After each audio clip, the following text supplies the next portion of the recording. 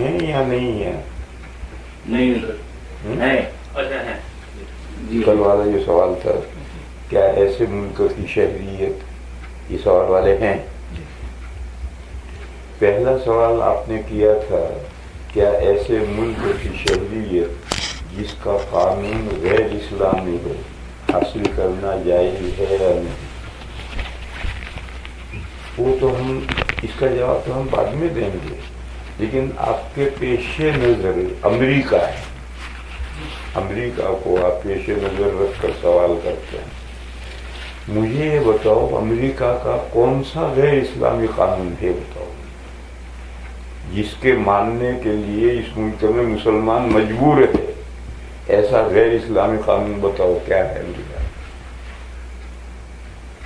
ہے. اس کے قوانین مثلا ہم جنس نکاح ہو سکتا ہے، کرو جس کم بختوں کو کرنا ہو کرو، کوئی مسلمان اس کے ماننے پر مجبور تھوڑا ہی. عورت کا یہ حقوق ہیں کہ عورت جو ہے بیلن لے کے شوہر کو مارے تو کوئی مسلمان عورت اس کے ماننے پر مجبور تھوڑی ہے. اسلامی اصول کے مطابق اور اس مسلمان عورت مرد کے تابع رہے، بچے ماں باپ کے تابع رہے رہو. کوئی حکومت مجبور تھوڑی کرتی ہے، ان کا قانون ہے جس سے اس کو فائدہ اٹھانا ہو اٹھاؤ. یا مثلا میں انڈیا کا کون سا قانون ایسا ہے جو غیر اسلامی ہے جس کے ماننے پر ہندوستان کا مسلمان مجبور ہے کہ تمہیں یہ قانون ماننا ہے؟ ایسا غیر اسلامی قانون بتاؤ کون سا. سود کا قانون ہے، سود لو دو، اس کو لینا دینا لو دو. مسلمان کہتا ہے کہ میرے لیے سود حرام ہے، وہ نہیں لیتا دیتا. حکومت کہاں یہ مجبور کرتی کہ نہیں تمہیں لا محالہ سود لینا دینا ہے. سمجھ رہے ہو؟ ویسے ذرا قریب آؤ تو دور بیٹھے ہو. یہ سوال غلط ہے. حکومت یہ قانون ہے تم مسجد نہیں بنا سکتے. یہ مسجد نہیں بنا سکتے تو مکے میں بھی مسجد 13 سال تک کہاں مسجد تھی. مسجد نہیں بنا سکتے تو کسی گھر میں رہ کر کے نماز پڑھتے تھے. مسجد بنانا کوئی ضروری تھوڑی ہے. مکے کے 13 سال میں بغیر مسجد کے جماعت ہوتی تھی اور پڑھتے تھے. آج بھی پڑھو. اولاً تو مسجد بنا سکتے ہیں. ان غیر مسلم ملکوں میں مسجد بنانے کی اجازت ہے، لیکن فرض کرو کہ ایسا قانون ہو کہ مسجد نہیں بنا سکتے، نہیں بناؤ. کہیں بھی لیکن جماعت کرو، نماز پڑھنے تھوڑے روکتے. وہ کہیں نماز نہیں پڑھ سکتے. ہاں یہ اب مسئلہ آیا. ایسے ملک سے ہجرت کرنا فرض ہے، ایسے ملک میں رہنا جائز نہیں. لیکن اس وقت دنیا میں جو غیر مسلم ملک ہیں، چاہے وہ چائنا ہو چاہے وہ روسیہ ہو، ان تمام میں کوئی ایسا قانون نہیں ہے جو اسلام کے خلاف ہو اور مسلمان کے ماننے پر مجبور ہے. ایسا کوئی قانون نہیں. اس بھائی کو دھوکہ کہاں سے ہو کہ اس ملک میں گے کا قانون ہے. لینیزیا کیا ہے؟ لیزبین گے. لیزبین گے لیزبین قانون ہے. تمہارے لیے ماننا مجبور سے نہیں. جو کم وقت اس پر عمل کرنا چاہیں ان کے لیے قانون نہ کرو. کہ غیر اسلامی تیرے لیے تو نہیں ہے، تو یہ تو مجبور نہیں کر رہی گورنمنٹ کہ تو ایسا کر. اور جو کرتا ہے اس کے لیے قانون ہے. اس ملک میں تو ہی تھوڑے رہتا ہے، غیر مسلم بھی تو رہتے ہیں. ان کا قانون اپنے لوگوں کے لیے ہے. تیرے پر تو فورس نہیں، دباؤ نہیں. زیادہ اس سوال کا جواب یہ ہے کہ اس وقت امریکہ یا انڈیا میں غیر اسلامی کوئی ایسا قانون نہیں ہے جس کے ماننے پر مسلمان مجبور ہو. ان کے ہیں قوانین، ان کے غیر مسلم پبلک ہے، وہ اس پر عمل کرتی ہے، مانتی. دوسری بات، فرض کرو کہ اگر کوئی ایسا ملک ہے جہاں قانون غیر اسلامی ہے، مسلمان اس کے ماننے پر مجبور ہیں، تو وہاں رہنا حرام ہے، وہاں سے ہجرت کرنا فرض ہے.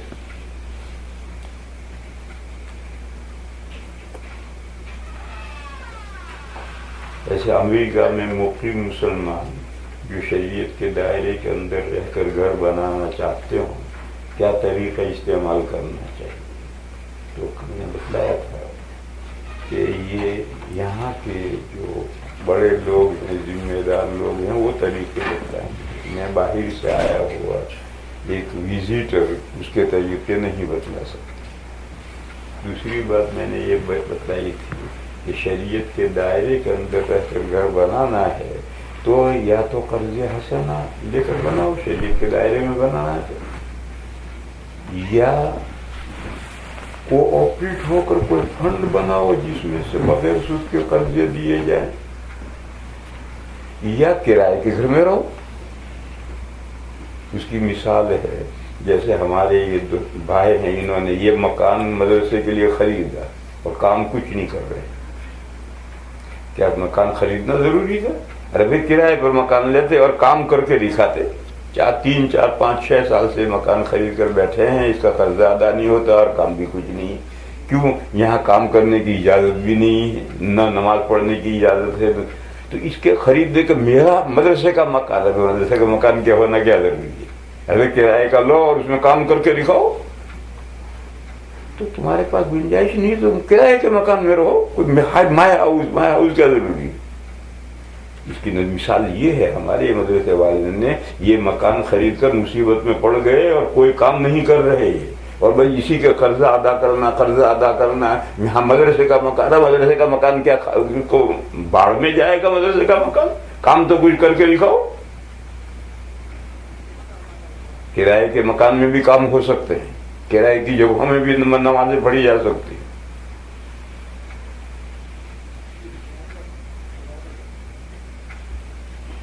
ایسے ممالک جہاں مسلمانوں کی اکثریت ہو، مثلا پاکستان،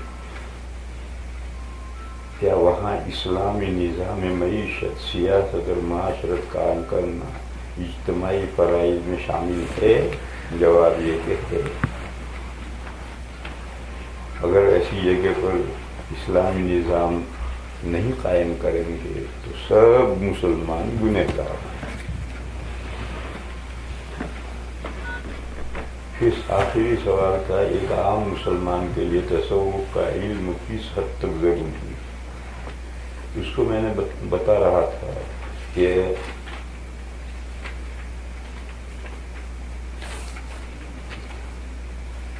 تصوف وہ لفظ ہی عجمی لفظ ہے، قرآن و حدیث میں یہ لفظ نہیں آیا. بس تصوف کے ساتھ جو تصورات قائم ہو گئے ہیں وہ سب غیر اسلامی.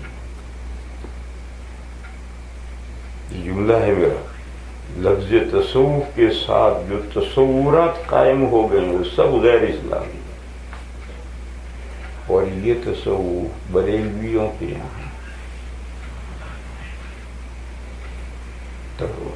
بریلویوں کے یہاں اولیاء اور اولیاء پرستی اور بڑے اور بیت اور پیر اور یہ سب تصوف کے ساتھ تصورات وابستہ ہیں، یہ سب غیر اسلامی. دیوبند نے یہ سب چیزیں تصوف میں سے نکال دی. اولیاء کو ہم مانتے ہیں مگر اولیاء پرستی نہیں مانتے. اولیاء تو دنیا میں زندہ بھی اللہ کے ولی ہیں، اللہ کے نیک بندے ہیں، یہ ولی ہیں. تو جو امت گزر گئی، بے شمار لوگ دنیا سے چلے گئے، اس میں بے شمار اللہ کے نیک بندے گزرے ہیں، وہ سب اولیاء اللہ ہیں. مگر پوجا ہم کسی کی نہیں کرتے. تو اولیاء اور اولیاء پرستی دونوں میں فرق ہے. اولیاء کا ذکر تو قرآن میں ہے، الا ان اولیاء اللہ لا خوف علیہم ولا هم یحزنون. لیکن ایک اولیاء کو پوجو، زندہ ولی کو پوجو یا مرے ہوئے ولی کی قبر کو پوجو، یہ تو اسلامی نہیں. تو علماء دیوبند نے تصوف میں اولیاء کا مقام ہے، قرآن میں کا ذکر، لیکن ان کی قبروں پر حاضری دینا، عرس کرنا، مراقبے کرنا، سجدے کرنا، یہ کرنا وہ کرنا، اولیاء پرستی کے تحت میں دائرے میں جتنی چیزیں آتی سب ختم.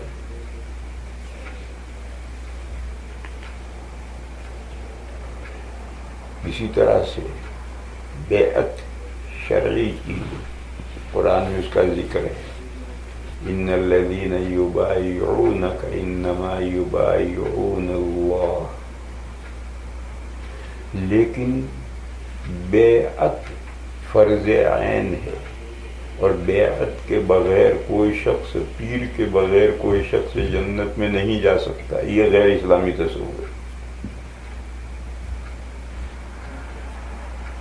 صحابہ نے، مردوں نے اور عورتوں نے حضور سے بیعت کی تھی. صحابہ نے، مردوں نے، قرآن میں بیعت کا ذکر ہے، اور صحابہ نے، مردوں نے اور عورتوں نے حضور سے بیعت کی تھی. مگر سارے صحابہ اور سارے مرد اور عورتیں حضور سے بیعت نہیں کی تھی. تو اگر بیعت فرض عین ہوتی، جنت میں جانے کے لیے بیعت ضروری ہوتی، تو ضروری تھا کہ ہر صحابی حضور سے بیعت کرتے، ہر صحابی مرد اور ہر صحابی عورت حضور سے بیعت کرتی. ایسا نہیں تھا. جو صحابہ مرد یا جو صحابہ عورتیں جنہوں نے حضور سے بیعت کی تھی، ان کے حالات میں خاص طور پر اس کا ذکر آتا ہے کہ کانت من المبایعات، یہ صحابیہ حضور سے بیعت کرنے والی صحابیات میں سے، یعنی صحابیات میں ان کا مقام بڑا ہے. اگر سبھی عورتوں نے، سبھی مردوں نے حضور سے بیعت کی ہوتی تو اس خاص طور پر اس تذکرے کی کوئی ضرورت نہیں تھی. بس بیعت تو ہے، لیکن تصوف میں جو بیعت کے بارے میں جو تصور قائم ہو گیا ہے کہ بیعت فرض ہے، اس کے بغیر کوئی جنت میں نہیں جا سکتا، گونگا پیر کام نہیں آئے گا، بولتا پیر کام آئے گا، پاگلوں کی بات ہے.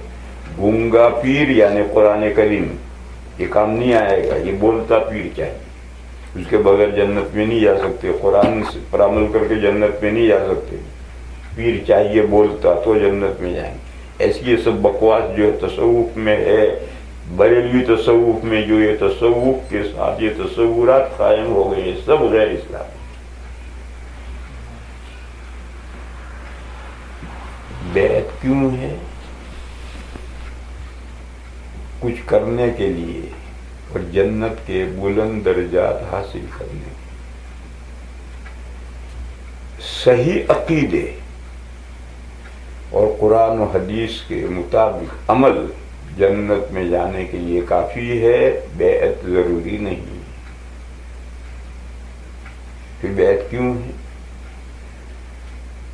جنت کے بلند درجے حاصل کرنے کے لیے نوافل اعمال کر کے، یعنی وہ عمل جو فرض اور واجب ہیں وہ تو قرآن و حدیث میں ہیں، لیکن نفل عبادتیں ہیں، تہجد ہے، اوابین ہیں، اشراق ہیں، یہ سب اس طرح کی عبادتیں، نفل روزے ہیں، تلاوتیں ہیں، یہ سب ذکر و اذکار کر کے، نفل عبادتیں کر کے جنت میں بلند درجے حاصل کرنا چاہو تو اس کے ہاتھ میں ہاتھ دو، معاملہ کرو، سودا کرو اس سے. بیعتن یہ لفظ جو ہے یہ اس میں گولتا ہے آخر میں، اس کو ہٹا دو تو بیعن کے معنی سودا. یہ جو بازار میں مارکیٹ میں ہم بے کرتے ہیں، سودا کرتے ہیں، وہی لفظ بیعن ہے، اس کے آخر میں تا لگی ہے بیعتن. اگر تمہیں نوافل اعمال کر کے جنت کا کچھ بلند درجہ حاصل کرنا ہے تو کرو، بیعت کرو اس سے، سودا کرو اس سے، اور جو وہ کہے اس کے مطابق عمل کرو. آج کل عمل ختم، بس ہاتھ میں ہاتھ دے دیا، نام کو بیعت ہو گئے، بس جنت کا ٹکٹ مل گیا. یہ تصوف کے ساتھ یہ تصورات قائم ہوئے ہیں، یہ بھی غلط ہے. گاؤں میں پیر صاحب آئے تو گاؤں کی ساری بھینسیں بیعت ہو گئی. دوسرے دن پیر صاحب چلے گئے، بھینسوں کو کچھ پتہ نہیں کون آیا تھا اور کون گیا تھا اور کس سے بیعت ہوئے. یہ اس طرح کی بیعت بریلیوں کے ضروری ہے. یہ تصوف کے ساتھ یہ بیعت ہے، یہ تصور قائم ہو گیا ہے، قطعاً ضروری نہیں، یہ غلط ہے. دیوبند نے اس کی بھی اصلاح کی. ہمارے یہاں 950 لڑکے ہوتے ہیں، جب وہ سال میں فارغ ہو کر جاتے ہیں تو ان میں سے 2-4 طالب علم ہوتے ہیں جو کسی سے بیعت ہو کر جاتے ہیں، باقی تو پڑھ کر چلے گئے. اور وہ 2-4 جو ہیں وہ کچھ کرتے ہیں، ان کو جو اعمال بتائے جائیں اس پابندی سے کرتے ہیں، ایک وقت آتا ہے کہ وہ کامل ہوتے ہیں. ایسے 2 4 5 7 طالب علم ہوتے ہیں 950 میں سے، باقی پڑھ کے چلے جاتے. ہم ان کو ترغیب بھی نہیں دیتے کہ بیعت ہو، کیونکہ بیعت ہونا ضروری تھوڑا ہے، جس کو کچھ کرنا ہوتا ہو کرو. بہت سے فارغ ہو کے چلے جاتے ہیں، بعد میں شعور ہوتا ہے، ہوش آتا ہے تو بعد میں آ کر بیعت ہوتے ہیں. جس کو کچھ کرنا، پہلے کہتے ہیں کچھ کرنا ہے. جیسے میں ان ملکوں میں ہوتا ہوں، کینیڈا میں، برطانیہ میں اور آپ کی اس امریکہ میں، کچھ لوگ زبردستی بیعت ہوئے. میں نے ان کو صاف منع کیا کہ بیکار ہے تمہارا بیعت ہونا، تم ان ملکوں میں کچھ کرو گے نہیں تو فائدہ کیا بیعت ہونے سے. یہاں بھی کچھ لوگ بیعت ہیں، امریکہ میں، اس برطانیہ میں، کینیڈا میں بھی وہ بیعت. میں نے صاحب ان کو منع کیا تھا کہ تمہارا بیعت ہونا فضول ہے، تم ان ملکوں میں بیعت ہو کر کچھ کرنے ورنے کے تو ہو نہیں. تو مسلمان ہو، قرآن و حدیث پر مضبوطی سے عمل کرو، جنت پہ جانے کا اتنا کافی ہے. اگر نہیں مانا، ہوئے بیعت کچھ، مگر کوئی بندے نے کچھ بھی نہیں کیا، ایک بندے نے بھی کچھ بھی نہیں کیا. جو میں کہتا تھا وہی ہوا. پھر دوسری بات میں ان سے کہتا تھا کہ بیعت ہو کسی مقامی آدمی سے، تو پھر مقامی آدمی کے پاس جاؤ، اس کی باتیں سنو، اس کے پاس بیٹھ کر اس کے ساتھ ذکر کرو، ایک ماحول ملے کچھ کرنے کا. میں تو 5 دن آیا اور چلا گیا سال بھر کے لیے، میرا تم سے رابطہ نہیں، تمہارا مجھ سے رابطہ نہیں، مجھ سے بیعت ہونے سے کیا ہوا ہے. یہ بریلویت ہے. نہ بیعت نہ ہوگا بھلا ساتھ سے رہتے. یہ بیعت کے ساتھ جو غیر اسلامی تصورات ہیں یہ سب صحیح نہیں. بیعت ہو ایسے آدمی سے جو شریعت کا پابند ہو، اور اس کے پاس رہ کر کچھ سیکھو اور اس کے ماحول میں رہ کر کچھ کرو، اور کچھ نوافل اعمال کر کے جنت کے بلند درجے حاصل کرنا چاہو کرو تو بیعت کا کوئی حاصل ہے، ورنہ بیعت ڈھونگ ہے. یہ میں سب مثالیں دے رہا ہوں اس بات کی کہ تصوف کے ساتھ جو غیر اسلامی تصورات قائم ہو گئے ہیں وہ سب صحیح نہیں. ہمارے یہاں دیوبند میں دیوبندیوں کے یہاں بھی اب یہ سلسلہ بڑھتا چلا جا رہا ہے. اور بنگلہ دیش میں تو پیروں کے پاس باقاعدہ رجسٹر ہیں جن میں اپنے مریدوں کے اتے پتے سب لکھے ہوئے ہیں اور سالانہ ان سے وصولی ہوتی. یہ سب بنگلہ دیش میں ہو رہا ہے. یہ دیوبندیت نہیں، یہ تو بریلویت ہے. تو خیر میں سمجھا یہ رہا تھا کہ لفظ تصوف بھی قرآن و حدیث میں نہیں ہے، اور تصوف کے ساتھ جو تصورات قائم ہو گئے ہیں وہ بھی قرآن و حدیث میں نہیں ہے. قرآن و حدیث میں 2 لفظ ہیں، احسان اور زہد. احسان باب افعال کا مصدر ہے، اس کے معنی ہیں شاندار کرنا، اپنے احوال شاندار بنا ڈالو، بس اس کا نام تصوف. مثلا انسان میں اچھے اخلاق بھی ہیں، برے اخلاق بھی ہیں، اور کوئی یہ کہے کہ اللہ نے یہ برے اخلاق کیوں ہمارے اندر پیدا کیے، تو اس کا جواب یہ ہے کہ اخلاق سیپریٹ، یہ اچھے اخلاق اور یہ برے اخلاق، ایسے سیپریشن نہیں ہے، ایک ہی خلق ہے، یوں اچھا ہے یوں برا ہے. جیسے نفس، ہمارے اندر نفس ایک ہے، نفس کی 2 حالتیں ہیں، اچھی بری.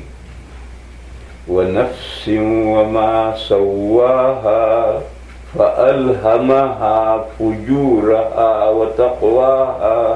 اللہ نے نفس کو شاندار ڈیزائن کیا، نفس کو بہت شاندار ڈیزائن کیا، اور اس کو اس کی نیکوکاریاں، اس کی بدکاریاں دونوں اس کو الہام کی.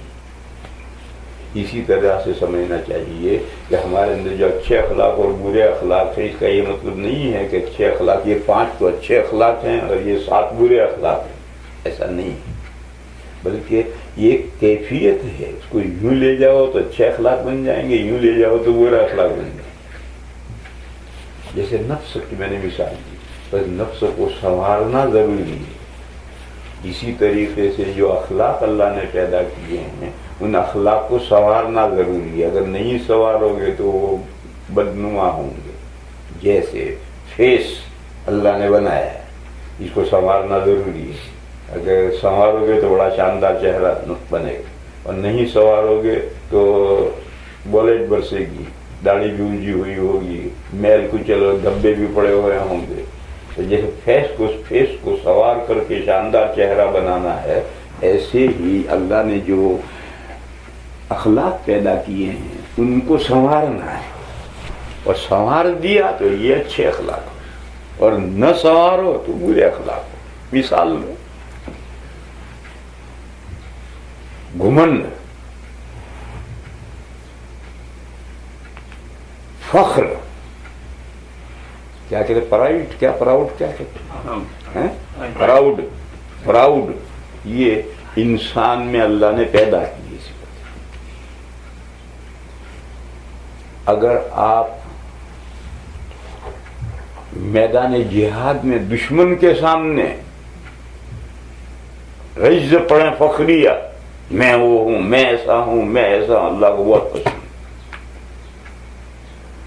لیکن آپ ابنائے جنس کے سامنے، اپنے جیسوں کے سامنے مونچھیں تانے، میں ایسا ہوں، میں ایسا ہوں، یہ اللہ کو پسند.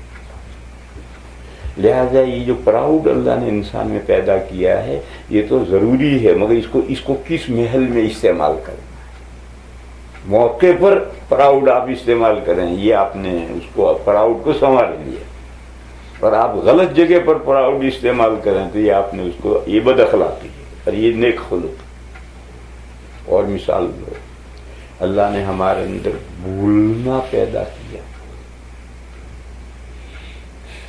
بھولنے کے ذریعے ہم دنیا میں پنپ رہے ہیں. اگر بھولنا نہ ہو تو دنیا میں کوئی پنپ نہیں سکتا. سوچو، ایک آدمی کا ایک اکلوتا بیٹا ہے، 10 سال کا ہو کر مر گیا، کیا حال ہوتا ہے اس صدمے میں اس کا. مگر 2-3 دن تو بہت تیزی رہتی ہے صدمے کی، پھر ہفتے میں ذرا ہلکا صدمہ پڑتا ہے، پھر مہینے کے بعد میں کبھی کبھی بھولتا ہے، پھر 6 مہینے کے بعد کبھی کبھی یاد آتا ہے، تو زندگی نارمل ہو گئی. سوچو اگر جس دن اس بیٹے کا انتقال ہوا تھا اس وقت ماں باپ کو جیسا صدمہ تھا، اگر کنٹینیوس ایسا ہی صدمہ رہے، اسے بھولیں ہی نہ، تو ہفتے کے بعد ماں باپ بھی وہیں قبر میں پہنچ جائیں. تو یہ بھولنا اللہ کی ایک بہت بڑی نعمت ہے. بڑا مال چوری ہو جاتا ہے، دکان گھر جل جاتا ہے، کتنا صدمہ ہوتا ہے. جس میں ایمان نہیں ہوتا ہے وہ تو ہارٹ فیل ہو جاتے ہیں. کہ مومن ایمان کی برکت سے اس کو کچھ نہیں ہوتا ہے صدمہ. وہ سمجھتا ہے کہ جسے اللہ نے دیا تھا اسے اللہ نے لے لیا، وہی اللہ چاہے گا تو پھر دے گا. یہ جو اللہ پر ایمان ہے اس کی وجہ سے صدمہ تو ہوتا ہے لیکن ہارٹ فیل نہیں ہوتا.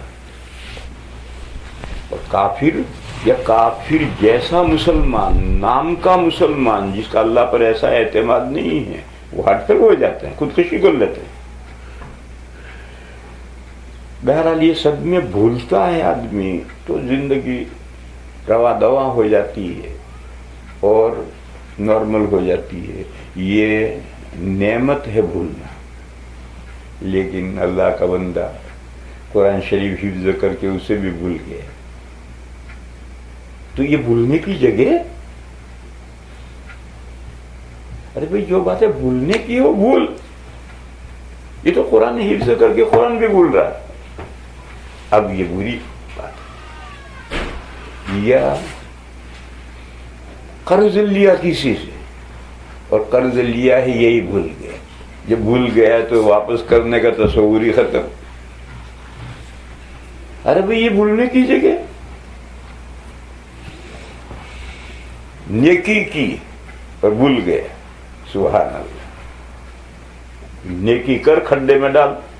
وہ تو بھول گیا ہے لیکن اللہ تو نہیں بھولے, ان کے یہاں تو ریکارڈ ہے. لیکن برائی کی اسے بھی بھول گئے. اللہ ہوگا نہیں, برائی کر کے تو نے بھول جائے گا تو برائی ریکارڈ میں چلی جائے گی. ارے اس برائی کو روزانہ صابن لگا اور دھو تاکہ ریکارڈ سے نکل جائے. برائی بھولنے کی چیز تھوڑی, نیکی تو بھولنے کی چیز ہے. نیکی کی بھول گئے, کیوں؟ ہم تو بھول گئے لیکن اللہ تو نہیں بھولے, وہ تو ریکارڈ میں شامل ہو گئی. ہم یاد رکھیں یا نہ رکھیں, ہماری نیکی ریکارڈ میں شامل ہے. لیکن برائی ہو گئی ہے, اس کو بھول گیا, یہ تو پاگل پن ہے. اگر تو برائی بھول جائے گا تو یہ برائی ریکارڈ میں چلی جائے گی. ارے برائی کو تو یاد رکھ اور وہ صابن لگا, اس کپڑے پر سے داغ نکال, وہ دھبا نکال, اپنی برائی کے لیے توبہ کر اللہ سے تاکہ تیرے ریکارڈ سے یہ خارج ہو جائے. التائب من الذنب کمن لا ذنب لہ. تو میں مثالیں دے رہا تھا. دیکھو ایک مسئلہ بیچ میں سوچو, کسی سے کوئی کبیرہ گناہ ہو, کبیرہ کی بات, کبیرہ گناہ ہو, اس کے لیے کنٹینیوس توبہ کرنی, گناہ کو بھولنا نہیں, کنٹینیوس توبہ کرنی. لیکن توبہ کرتے کرتے ایک وقت آئے گا کہ بغیر اختیار کے خود بخود بھول جائے گا آدمی اس گناہ کو. تو اب توبہ موقوف کر دیں. یہ علامت اس بات کی کہ وہ گناہ اللہ نے کو توبہ قبول ہو گئی, وہ گناہ مٹ گیا. اب زبردستی اس گناہ کو یاد کرنا نہیں چاہیے. بچپن میں ہم سے بعض گناہ بچپن میں ہو گئے ہیں, اللہ نے توفیق دی اور ہم نے توبہ کی تو ذہن سے نکل گئے, ہم بھول گئے. یہ ذہن سے نکل جانا اور بھول جانا یہ بات کی علامت ہے. انشاءاللہ اللہ کی توبہ قبول ہوگی اور وہ ہمارے نام عمل سے وہ گناہ مٹ گئے. اب زبردستی کوریت کر کھود کر کے وہ گناہ یاد نہیں کرنے سے.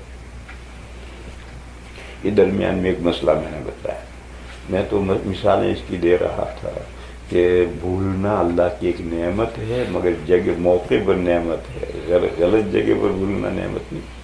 اور اصل مضمون میں یہ سمجھا رہا تھا کہ اچھے اخلاق اور برے اخلاق یہ الگ الگ نہیں ہیں, بلکہ ایک کیفیت ہے. یوں اچھے اخلاق بن جاتے ہیں, یوں برے اخلاق بن جاتے ہیں. جیسے انسان میں اللہ نے ایک ایبیلٹی رکھی ہے کہ میں دوسروں کے ساتھ انصاف بھی کر سکتا ہوں اور نا انصافی بھی کر سکتا ہوں. یہ ایک ایبیلٹی ہے جس کی دو کیفیتیں بنتی, انصاف اور نا انصاف.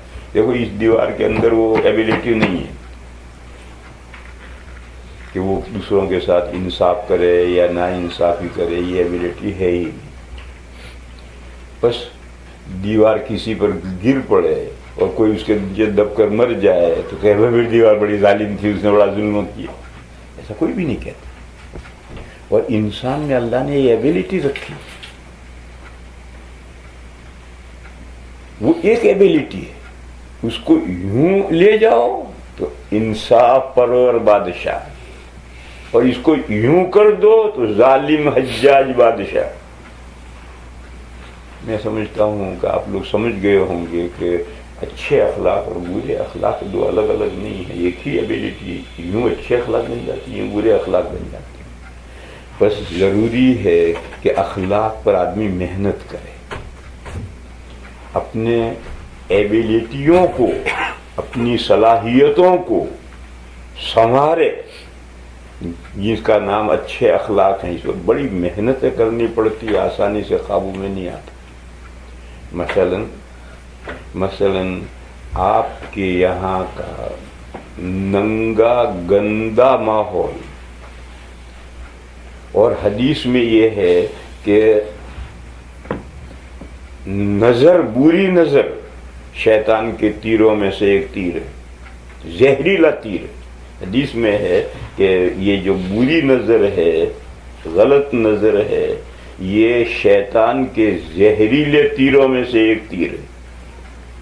اور آپ کا معاشرہ گندا اور ننگا, یہاں رہ کر کے بھی آدمی کو اپنی نظر کی حفاظت کرنی. کیسے نظر کی حفاظت کرے گا؟ وہ پیر بتایا گیا. آدمی اپنا عیب ظاہر کرے گا کہ مجھے یوں میری نظریں پڑتی ہیں، تو پیر اس کے لیے مناسب شکلیں بتلائے گا اس کے احوال کے اعتبار سے. بہرحال اپنی نظر کی حفاظت کرنی ہے. نظر اچھی بھی ڈال سکتے ہیں، آپ بری بھی ڈال سکتے ہیں. اچھی ڈالیں، بری نظر ڈالنے کے لیے نہیں. اور گندے ماحول میں نظر کو برائی سے بچانا، اس کے لیے بڑا لمبی محنت کرنی پڑتی ہے، تب جا کر یہ مسئلہ قابو میں آتا ہے. اسی طرح سے انسان میں ایک ایبیلٹی ہے روکنا. روکنے کا نام ہے بخیلی. بخیلی انسان میں اللہ نے ایک ایبیلٹی پیدا کی، وہ بہت اچھی اللہ کی نعمت ہے. اگر یہ ایبیلٹی انسان میں اللہ نہ پیدا کرتے تو کسی انسان کے پاس کوئی بیلنس نہ ہوتا. یہ چرندے، پرندے، درندے، ان کے پاس کیا بیلنس؟ صبح پرندے اٹھتے ہیں، اڑتے ہیں، روزی کی تلاش میں نکلتے ہیں، شام کو کوٹا بھر کر گھونسلے میں واپس آ جاتے ہیں، سو جاتے ہیں. اگلے دن کے لیے کوئی بیلنس نہیں ان کے پاس. بھینسوں کے پاس کیا بیلنس ہے؟ چلو بھینسیں تو انسانوں نے پالی ہیں، لیکن جو جانور انسانوں کے پاس نہیں، ان کے پاس کیا بیلنس ہے کل کے لیے؟ درندوں کے پاس کل کے لیے کیا بیلنس ہے؟ ان میں وہ ایبیلٹی روکنا، یہ ایبیلٹی ہے ہی نہیں. اور انسان میں یہ ایبیلٹی اللہ نے رکھی ہے. چنانچہ ہر انسان کے پاس کچھ نہ کچھ اندوختہ ہے، جمع کیا ہوا ہے. وہ جمع کیا ہوا کیوں ہے؟ روکنا. بچہ پیدا ہوا، 4 مہینے کا بچہ ہے، روپیہ دو فوراً ہاتھ بڑھا کر لے گا، اور جب لے لے واپس مانگو نہیں دے گا. ہاں وہ کیا سمجھتا ہے بیچارہ کہ روپیہ کیا کام کا آئے گا، کس سے کرنا ہے؟ اس کو تو کچھ شعور نہیں، اس کے نیچر میں رکھی ہوئی بات ہے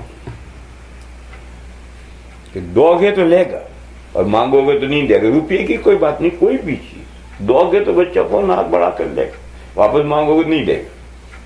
یہ ایبیلٹی رکھی ہے اللہ نے. اب آپ اس کو کس جگہ استعمال کرتے ہیں؟ شریعت کے احکام کے مطابق جہاں دینا ہے، زکوٰۃ دینی ہے، صدقہ فطر دینا ہے، بیوی بچوں کا خرچہ دینا ہے، یہ دینا ہے، وہ دینا ہے، وہ دے رہے ہیں آپ، اور باقی روک رہے ہیں، تو یہ اچھی صفت ہے. اور جہاں شریعت نے دینے کا حکم دیا وہاں بھی نہیں دے رہے اور روک رہے، تو یہ بخیلی ہے، خود غرضی ہے، شوق ہے. قرآن نے کہا یہ شوق ہے. خیر اتنی مثالیں بہت ہو گئی یہ سمجھنے کے لیے کہ انسان میں اللہ نے مختلف ایبیلٹیاں پیدا کی ہیں. وہ ایبیلٹیاں یوں برے اخلاق بن جاتے ہیں، یوں اچھے اخلاق بن جاتے ہیں. ان تمام ایبیلٹیوں کو سنوارنا یہ احسان کا مفہوم ہے. احسان مانے نکو کردن، شاندار بنانا. اپنی ایبیلٹیاں شاندار بناؤ، اخلاق سنوارو. اسی طریقے سے اللہ تعالی نے عبادتیں فرض کی. عبادتیں مسجد میں جتنے نماز، مثال کے طور پر جتنے نماز پڑھتے ہیں سب کی نماز ایک درجے کی نہیں ہوتی. ابو داؤد میں حدیث ہے کہ جب نماز پڑھ کے لوگ مسجد سے نکلتے ہیں تو کوئی نماز کا 10واں حصہ لے کر جاتا ہے، 9 حصے اس کے ضائع. کوئی 9واں حصہ لے کر جاتا ہے، کوئی 7واں، کوئی 5واں، کوئی تہائی، کوئی آدھا. کوئی بندہ ہے جو ساری کامل نماز پڑھ کے جاتا ہے. یہ جو ہماری عبادتیں خراب ہوتی ہیں، ان عبادتوں کو سنوار کر شاندار بنانا کہ ہم جو عبادت کریں، نماز، روزہ، زکوٰۃ، حج، وہ 100% ہماری عبادت بنے، اس کا کوئی حصہ ضائع نہ ہو. یہ احسان کا مطلب. احسان میں وہ جو حضور نے فرمایا تھا کہ اللہ کی بندگی اس طرح کرو گویا تم اللہ کو دیکھ رہے ہو، اور اگر اللہ کو تم نہیں دیکھ رہے تو اللہ تو تمہیں دیکھ ہی رہے ہیں. اس ایمان کے ساتھ، اس اعتقاد کے ساتھ عبادتیں کرو. یہ 2 طریقے حضور نے عبادتوں کو شاندار بنانے کے کیے. اسی طریقے سے انسان دنیا میں ہے تو اسے معاملات کرنے، معاملات کیے بغیر دنیا میں کیسے جیے گا. اب معاملات بھی صحیح اور غیر صحیح، درست اور نادرست، جائز اور ناجائز ہیں. لہذا احسان کا یہ ہے کہ آپ دنیا میں جو معاملہ کریں جس سے صحیح معاملہ کریں، ناجائز غلط معاملہ نہ کریں. آپ معاملہ لفظ سمجھیں، صرف بیچنا خریدنے تک نہ رہیں. میں ان کے یہاں ملازم ہوں، ان کے فیکٹری میں، ان کی شاپ میں، ان کے مدرسے میں، ان کے اسکول میں ملازم ہوں. ملازم یہ معاملہ ہے میرا ملازمت.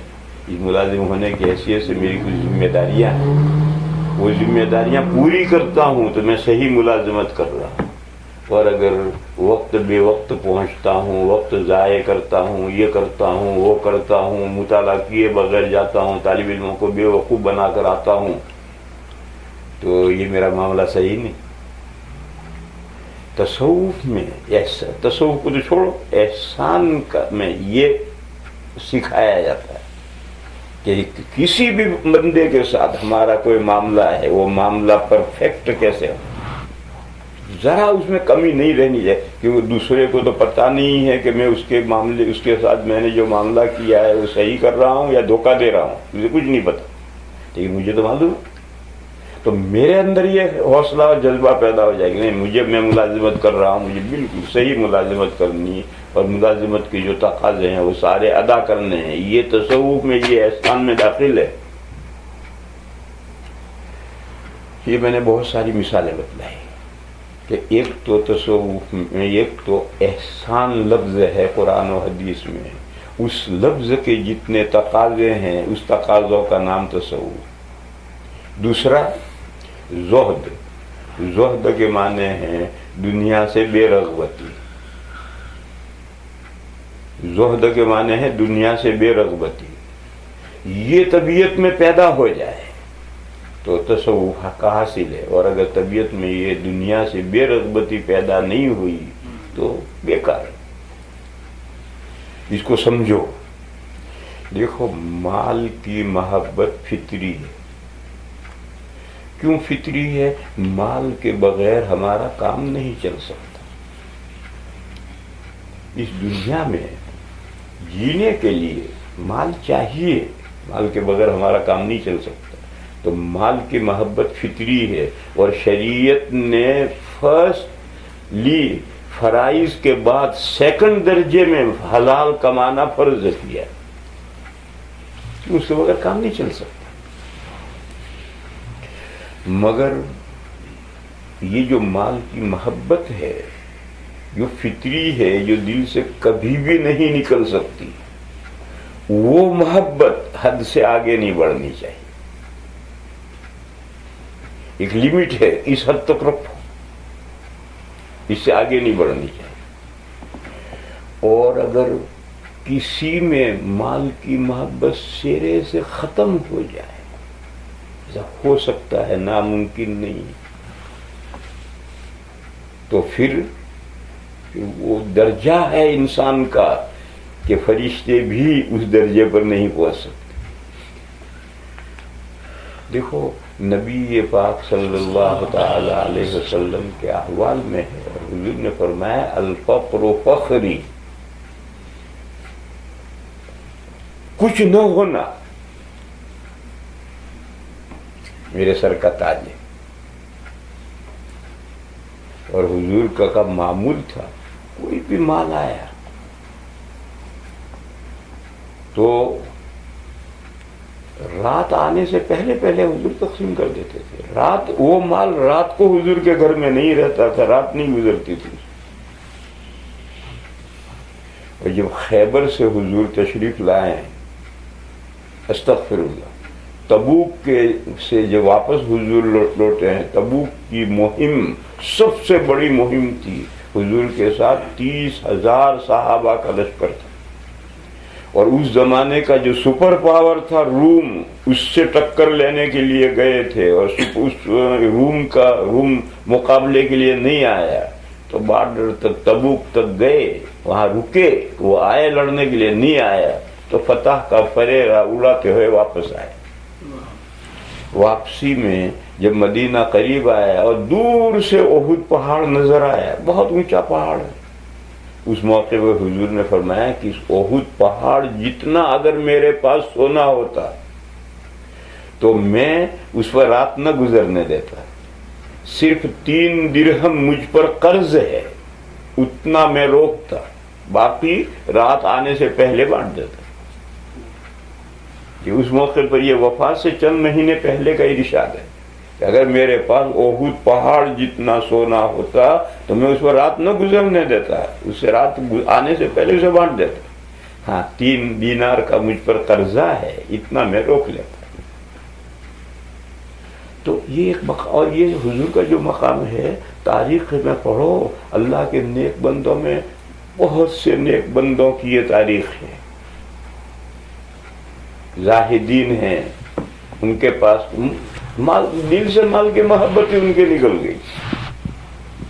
ایسا ممکن ہے، مگر یہ اس مقام تک حضور تو پہنچے ہی تھے، حضور کے کچھ امتی بھی اس مقام تک پہنچے ہیں، مگر ایسے بہت کم لوگ ہیں. اور اس لیے یہ مقام تو بہت بلند ہے، مگر ہر کسی سے مطلوب بھی نہیں، ہر کوئی اس مقام تک نہیں پہنچ سکتا، کیونکہ مال کی محبت فطری ہے، نیچر میں ہے، اور دنیا میں مال کے بغیر کام چلنا نہیں ہے. اس لیے اس درجے تک جانا مطلوب نہیں ہے، حکم نہیں ہے کہ یہاں تک پہنچو. کوئی پہنچے تو بڑا مقام. عام حکم کیا ہے؟ عام حکم یہ ہے کہ مال اللہ کا ہے، تم مینیجر ہو، مال تمہارا نہیں ہے. پہلے تصور یہ رکھو کہ مال تمہارا نہیں ہے، مال اللہ کا ہے، تم اس میں مینجمنٹ کر رہے ہو، مینیجر ہو. بس جہاں جہاں اللہ تعالیٰ نے خرچ کرنے کے لیے فرمایا ہے، سیٹ کا باس کا پرچہ آیا کہ فلاں جگہ پہ اتنا دے دو تو دے دو، تم مینیجر ہو، اور باقی رکھو مینیجر کے کنٹرول میں رہے گا. تو جہاں جہاں اللہ نے خرچ کرنے کے احکام دیے خرچ کرو، اس کے بعد جو رہے وہ اپنے پاس رکھو، کنٹرول میں رکھو، اپنی ضروریات نکالو. بس یہاں تک حکم ہے اللہ کا. اور یہ مینیجر کا پرچہ، باس کا پرچہ آیا، پرچے کے مطابق مال دے دیا، وہ مینیجر دے گا جس کا دل مال میں اٹکا ہوا نہیں ہے. وہ سوچتا ہے، سمجھتا ہے کہ مال میرا نہیں، باس کا ہے، میرے کنٹرول میں ہے، اس کا پرچہ آیا، مجھے دینا ہے. لیکن اگر مینیجر کا دل اس مال میں اٹک جائے تو وہ پرچہ، باس کے پرچے کو شامل نہیں کرے. حضرت عبداللہ ابن المبارک رحمۃ اللہ علیہ بڑے آدمی گزرے ہیں. ان کا 1 سال جہاد میں جاتے تھے، 1 سال حج میں جاتے تھے، اور 1 سال بزنس کرتے تھے، کاروبار کرتے تھے. انہوں نے اپنی پوری زندگی کو اس طرح تقسیم کر رکھا تھا، 1 سال بزنس، 1 سال حج میں، 1 سال جہاد میں. اور پڑھنے پڑھانے کا بڑے محدث تھے، تو حدیث سے پڑھنے پڑھانے کا سلسلہ تو ہر جگہ جاری رہتا. تو ایک مرتبہ کوئی آدمی آیا حاجت مند، حضرت نے مینیجر کے نام پرچہ لکھ دیا، اس کو $1000 دے دو. تو مینیجر نے پرچہ پڑھ کر اس پرچے کے نیچے لکھا کہ حضرت اگر اس طریقے سے آپ مال لٹاتے رہیں گے، غریبوں کو دیتے رہیں گے، تو میں کاروبار کیسے چلاؤں؟ کاروبار چلانے کے لیے ایک بیلنس چاہیے، سرمایہ چاہیے جس سے کاروبار چلتا ہے. آپ اس طرح سے $1000 ان لوگوں کو اڑاتے رہیں گے تو میں کاروبار کیسے چلاؤں؟ یہ پرچہ حضرت کے بعد واپس گیا تو حضرت نے اسے نیچے لکھا کہ دکان تمہاری ہے یا میری ہے؟ اتنا لکھ کر بھیجا کہ دکان تمہاری یا میری ہے، دکان چلانا تمہاری ذمہ داری ہے میرے سوچنے کے بعد. اس نے فوراً رکھ کر دے دیے پیسے. تو ایسا تصور ہے آدمی کہ باس اللہ ہے، میں مینیجر ہوں. قرآن میں وَأَنفِقُوا مِمَّا جَعَلَكُمْ مُسْتَخْلَفِينَ فِيهِ، خرچ کرو اس مال میں سے جس مال میں اللہ نے تم کو اپنا ڈپیوٹی بنایا، اپنا نائب بنایا ہے. پر جہاں جہاں اللہ نے حکم دیا وہاں خرچ کرو، اور اس کے بعد جو مال رہے اسے بچو. اور یہ وہی کر سکتا ہے جس کے دل میں غیر معمولی محبت مال کی نہ ہو، مال نکالتے ہوئے موت نہ آتی ہو. بہت بوجھ پڑتا ہے طبیعت پر مال نکالتے ہوئے، زکوٰۃ نکلتے ہوئے، ضرورت سے زیادہ مال کی محبت ہے، اور وہ مال کی محبت کم کرنے ہی کے لیے زکوٰۃ فرض ہے۔ تو خیر میں کہہ یہ رہا تھا کہ مال کا ہونا برا نہیں ہے، مال کی محبت بری ہے، محبت تو فطری ہے، حد سے بڑھی ہوئی محبت بری ہے، نفس محبت بھی بری نہیں۔ بڑے بڑے لوگ گزرے، حضرت عبد الرحمن ابن عوف ان صحابہ میں سے ہیں کہ جن کی وفات کے بعد کلاڑوں سے سونا کاٹ کاٹ کر کے ورثہ میں تقسیم کیا گیا تھا۔ وہ 4 بیویاں تھی حضرت کو، 8واں حصہ جو انہیں ملا تھا وہ 8واں چاروں کو تقسیم ہوا، تو ایک ایک بیوی کو اتنا ملا تھا کہ بخاری میں جب روایت آتی ہے تو اس کا فگر پڑھتے پڑھتے ہم تھک جاتے ہیں، اتنا ملا۔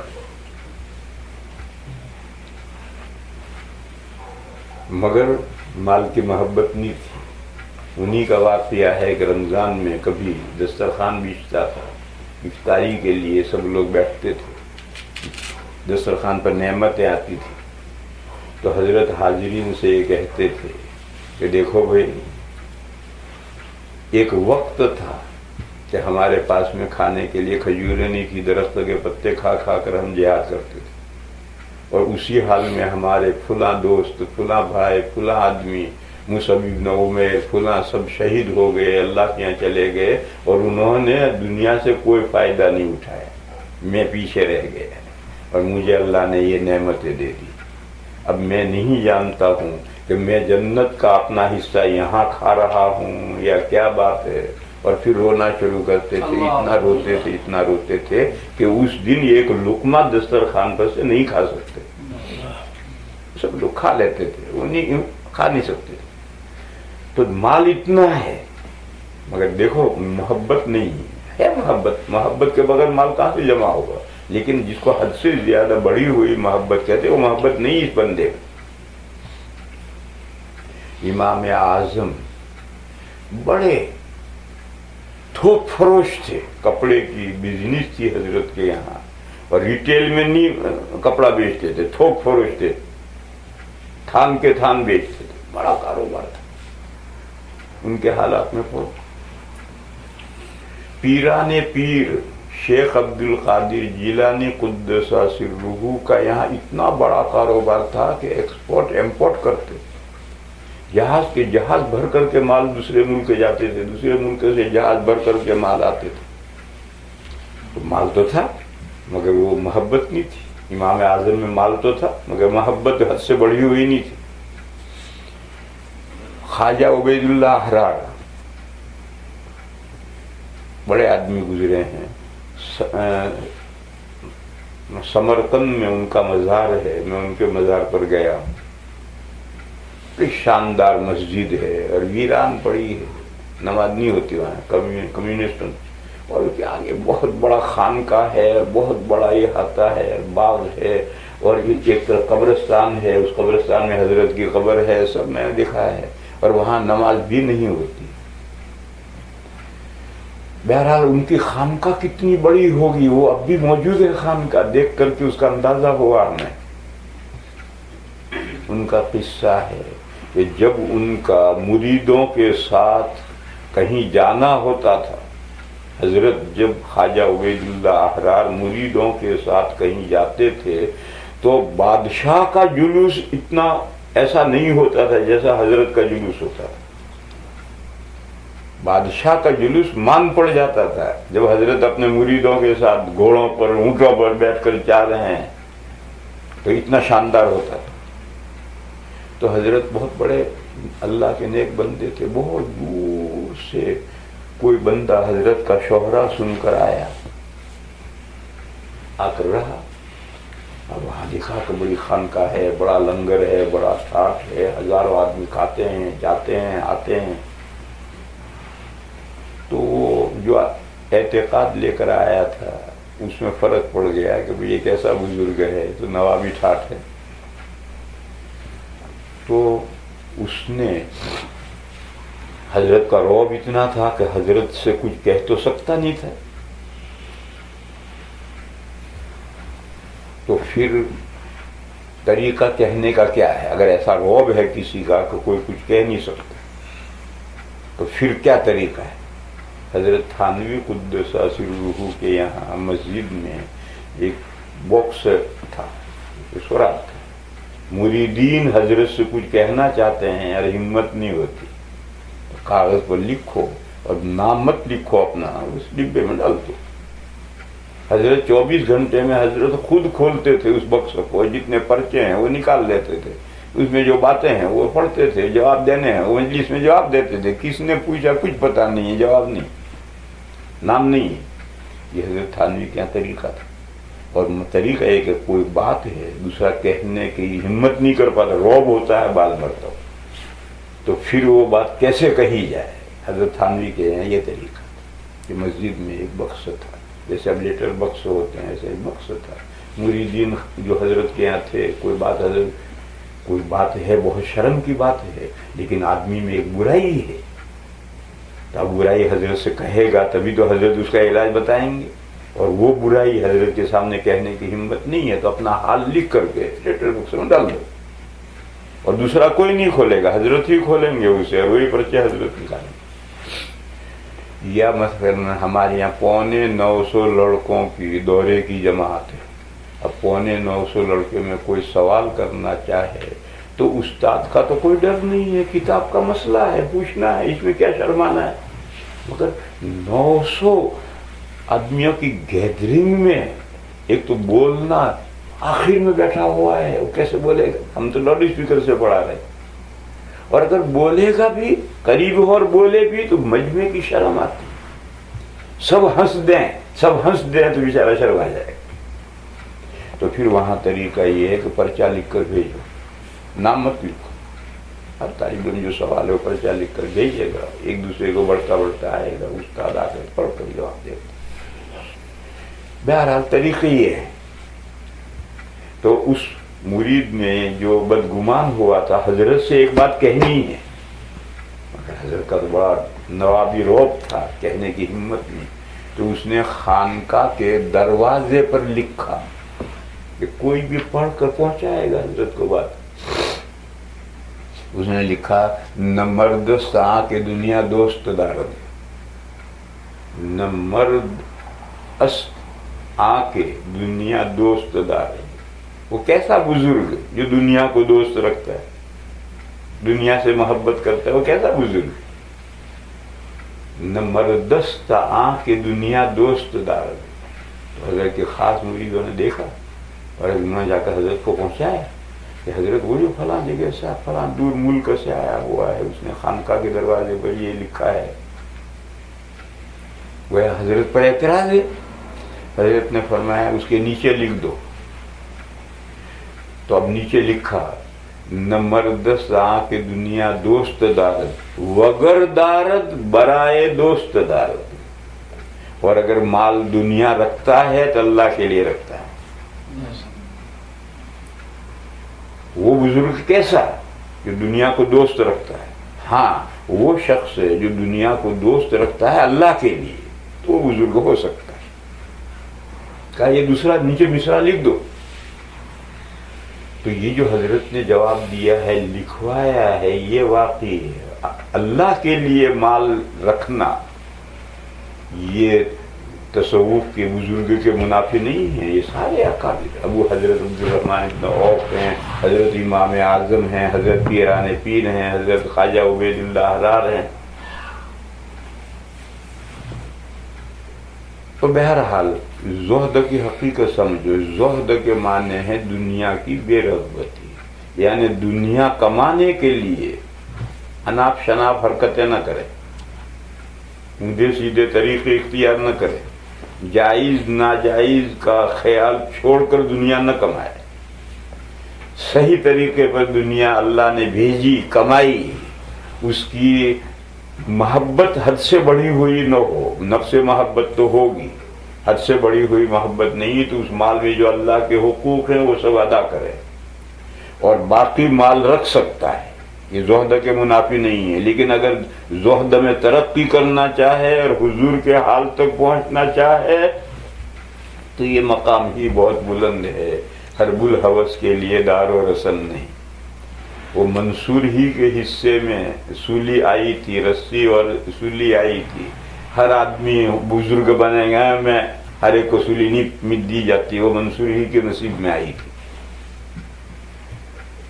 بس یہ دو باتیں آپ کمال پیدا کر لیں، اس کا نام ہے تصوف، ایک احسان اور ایک زہد۔ زہد کا تعلق دنیا سے بے رغبتی کے ساتھ اور احسان کا تعلق ہے اپنی صلاحیتوں اور عبادتوں کو سنوارنے کے ساتھ ہے۔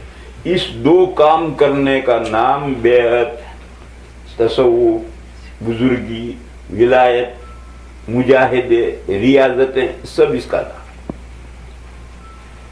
پھر ان دو چیزوں کو حاصل کرنے کے لیے جو طریقے اپنائے گئے ان میں سے کچھ طریقے کامیاب ہیں، کچھ ناکام ہیں۔ وہ جو ناکام طریقوں والے ہیں یہ سب بریلویوں کا تصوف ہے، جیسے ان عیسائیوں کے یہاں بشپ بس آئے اللہ والے صوفی، کچھ پہننے کے لیے ان کپڑے بھی نہیں ہیں، اربوں خربوں ملینر بلینر ہوتے ہیں اندر۔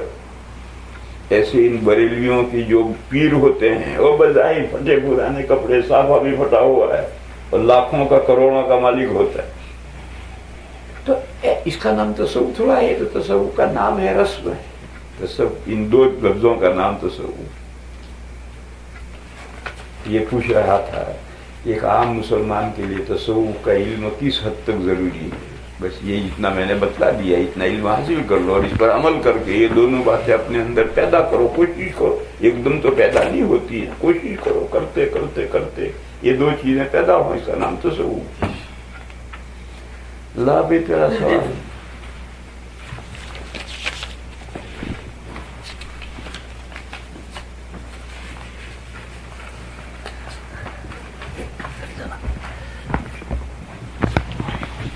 اچھا وہ میں کوئی اور سمجھا تھا، قرآن کریم کے حاشیے پر جو لفظ معانقہ متقدمین یا متاخرین لکھا ہوا ہے اس سے کیا مراد ہے؟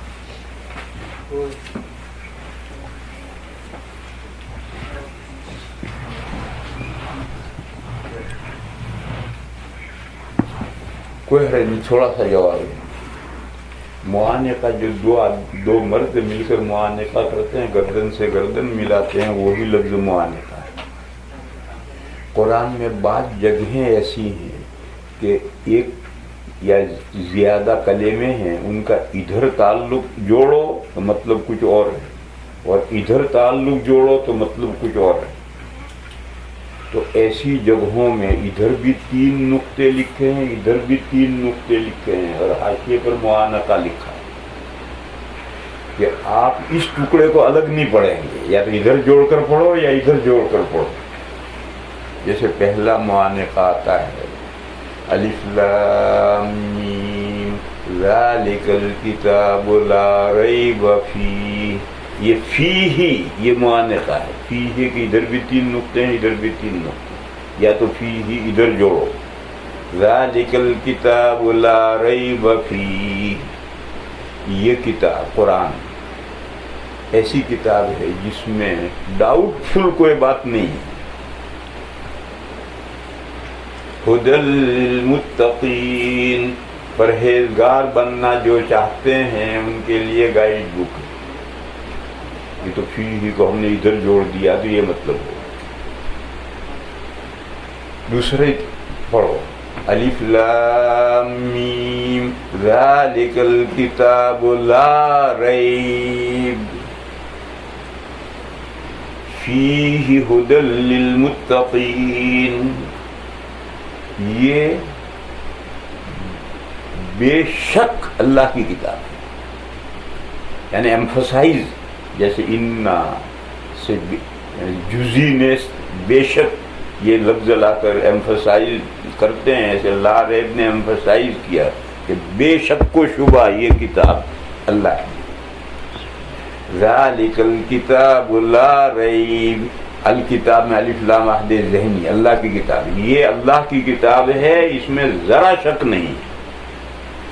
فیہ ھدی للمتقین، اس کتاب میں پرہیزگاروں کے لیے رہنمائی۔ اب فیہ ادھر لگ گیا اور مطلب دوسرا ہو، بس یہ فیہ میں معانقہ ہے، اس کو پڑھتے ہوئے یا تو آپ اسے ادھر کریں چاہے ادھر کریں، بیچ میں الگ نہیں پڑھیں گے، الگ پڑھو گے مطلب غلط ہو جائے، کچھ بھی نہیں مطلب ہو جائے۔ جیسے قرآن کریم میں ہے ذالک مثلہم فی التوراۃ، بس یہ اس میں معانقہ ہے، ذالک مثلہم فی التوراۃ، ادھر بھی 3 نقطے ادھر بھی 3 نقطے، ومثلہم فی الانجیل، میں نے غلط کہا، ذالک مثلہم فی التوراۃ میں معانقہ نہیں، ومثلہم فی الانجیل اس میں معانقہ۔ اب یہ ومثلہم فی الانجیل کو یا تو اس کے ساتھ ملا کر پڑھو، جیسے ہمارے قاری صاحب نے رات پڑھا تھا، ذالک مثلہم فی التوراۃ ومثلہم فی الانجیل، یہاں وقف کیا، یہ صحیح۔ کزرع اخرج شطأہ، یہ دوسری بات ہوگی۔ اور اگر آپ چاہیں تو کہیں ذالک مثلہم فی التوراۃ، یہاں وقف کر دیں، ومثلہم فی الانجیل کزرع اخرج شطأہ، اس کو اس کے ساتھ ملاؤ تو ادھر مطلب اور ہو جائے گا، ادھر مطلب اور ہو جائے گا۔ لیکن اگر آپ اس کو الگ پڑھیں، ومثلہم فی الانجیل، اتنا ٹکڑا الگ پڑھیں تو یہ غلط، یہ معنی ہو گیا، اس کا تو مطلب ہی نہیں رہا۔ تو قرآن کریم میں ایسی چند جگہیں ہیں، متقدمین نے وہ جگہیں طے کی تھی، پھر بعد کے لوگوں نے اور کیا تو ایسی کچھ جگہیں اور بھی ملی۔ تو جو اگلوں نے جگہیں ایسی طے کی تھی قرآن میں، وہ تو بالاتفاق معانقے ہیں، عند المتقدمین ہیں، اور جو عند المتقدمین ہیں وہ عند المتاخرین بھی ہیں۔ اور وہ معانقے جو عند المتاخرین ہیں، یہ بعد کے لوگوں نے قرآن میں غور کیا تو ان کی سمجھ میں آیا معانقہ، متقدمین کو وہ جگہیں نہیں ملی تھی، اور وہ جگہیں انہوں نے متعین نہیں کی تھی، وہ متاخرین نے متعین۔ اس کی مثال سمجھو، قرآن کریم میں جو رموز اوقاف ہیں، کہیں کہیں 2-3 رمز اکٹھے ہیں، جیم بھی لکھ رکھا ہے، سواد بھی لکھ رکھا ہے، سواد لام یا بھی لکھ رکھا ہے، ایک ہی جگہ پر لڈو بنا دیا ہے رموز اوقاف کا، اور ان کے تقاضے ان رموز کے الگ الگ ہیں۔ تو اس کی وجہ یہ ہے کہ کچھ علماء نے ایک رمز لکھا، بعد کے لوگوں کی نے معنی میں غور کیا تو انہوں نے دوسرا رمز لکھا، بعد میں تیسرا رمز لکھا، تو 3 رمز اکٹھا ہو گئے، تو ایک آدمی نے 3 نہیں لکھے۔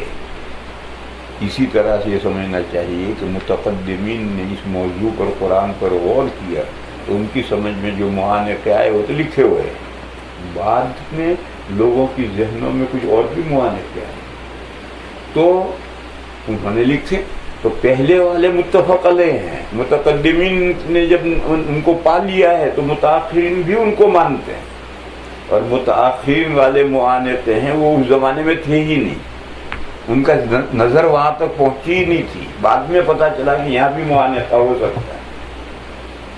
میرا قرآن ہے جس میں میں نے حفظ کیا ہے، میں اس میں پڑھتا ہوں، بعض جگہوں میں میں نے رموز اوقاف لکھ رکھے ہیں، ایک جگہ میم ہے وقف لازم کی، میں نے وہاں تا لکھ رکھی ہے کہ میم وقف لازم یہاں غلط ہے، یہاں تا ہونی چاہیے، میں نے اپنے قرآن میں وقف اوقاف لکھ رکھے۔ تو اب کوئی چھاپ دے وہاں، میم تو ہے ہی اور میری تا بھی وہاں چھاپ دے، دو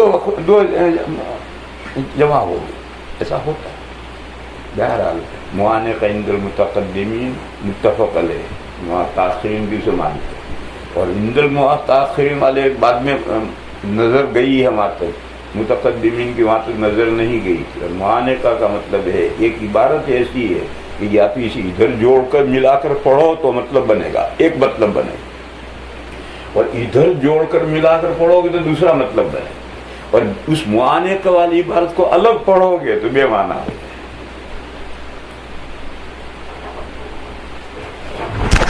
مراد کیا ہے اس کو؟ خیر القرون کہا جائے گا. خیر القرون صحابہ تابعین و طب تابعین کو کہتے ہیں. صحابہ کا جو زمانہ ہے